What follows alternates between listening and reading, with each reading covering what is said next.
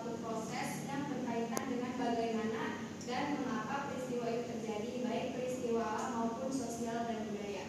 Oke, baik. Terima kasih Rini. Sekarang kita bahas teks puisi. Kita ke materi. Di sini ada kompetensi dasar dan indikator pencapaian kompetensi. Kompetensi dasar menelaah unsur-unsur pembangun teks puisi, perjuangan, lingkungan hidup, kondisi sosial dan lain-lain yang diperdengarkan atau dibaca.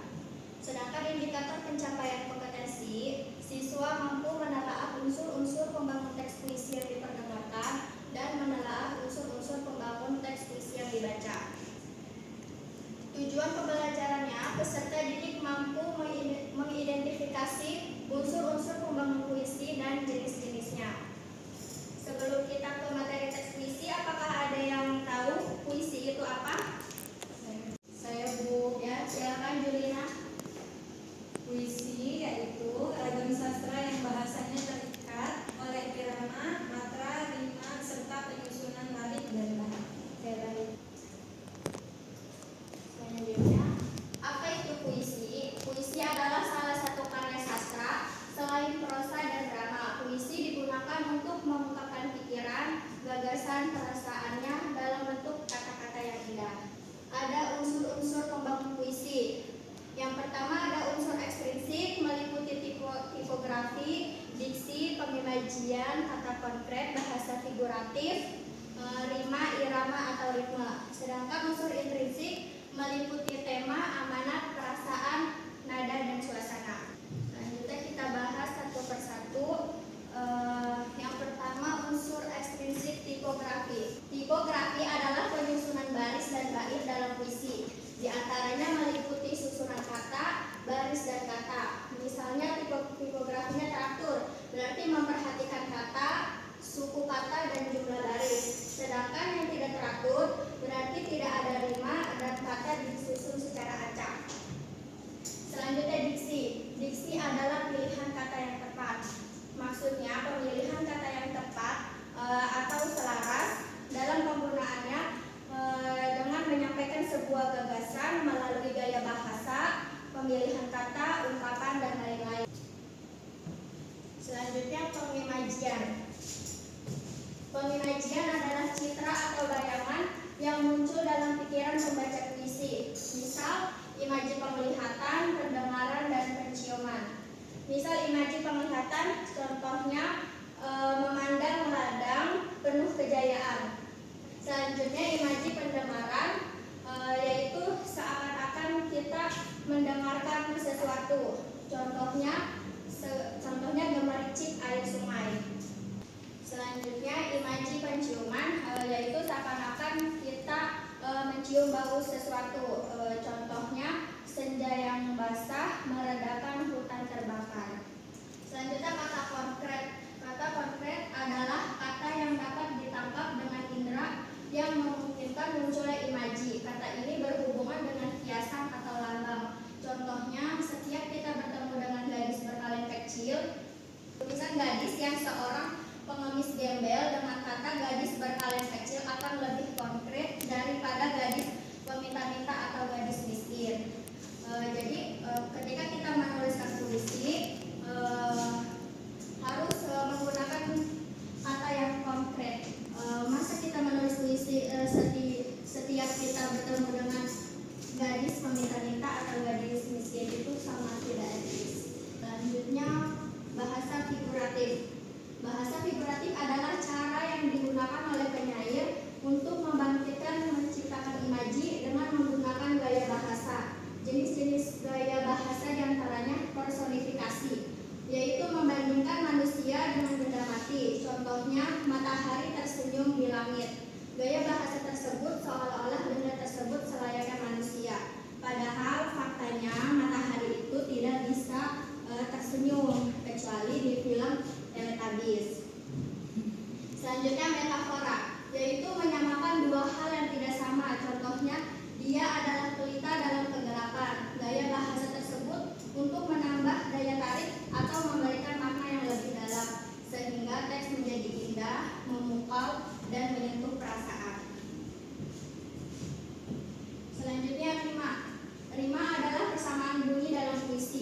Aliterasi persamaan bunyi konsonan pada satu baris puisi, contohnya sedikit mata-mata berkeling, memandang ibumu sakit berpuling. Air mata-mata bercucuran, tinggalkan ibumu tak penghiburan. Jadi aliterasi itu A A B B.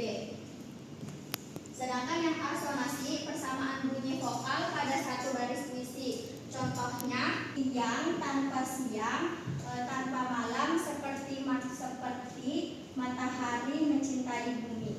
Selanjutnya irama atau ritme. Irama atau ritme adalah pergantian turun naik, panjang pendek, keras lembutnya ucapan bunyi bahasa dengan teratur. Selanjutnya unsur intrinsik, yaitu yang pertama tema. Tema adalah pokok persoalan yang dikemukakan oleh pengarang melalui puisinya. Di sini Ibu mengambil contohnya, yaitu tema kecintaan kepada seseorang. Yang kedua amanat. Amanat adalah pesan yang akan disampaikan oleh pengarang. Contoh pada tema tersebut yang kecintaan kepada seseorang, yaitu amanatnya ketika mencintai seseorang kita tidak harus selalu menggunakan kata-kata yang muluk-muluk, akan tetapi lebih kita tekankan pada sikap dan ketulusan. Selanjutnya perasaan. Perasaan adalah sikap penyair terhadap pokok persoalan yang dikemukakan dalam puisinya. Misalnya sedih, senang, marah, heran, gembira, dan lain-lain. Pada tema yang Ibu ambil contoh tersebut, di situ puisinya tulus dan apa adanya. Yang terakhir, nada dan suasana. Nada dan suasana adalah sikap penyair terhadap pembaca atau penikmat karyanya. Terhadap pembaca, penyair bisa bersikap menasehati, menggurui, mengejek, mengimbau, mengajak, menyindir, dan lain-lain. Pada contoh tema tersebut, dalam puisi itu nada dan suasananya mengimbau dan mengajak.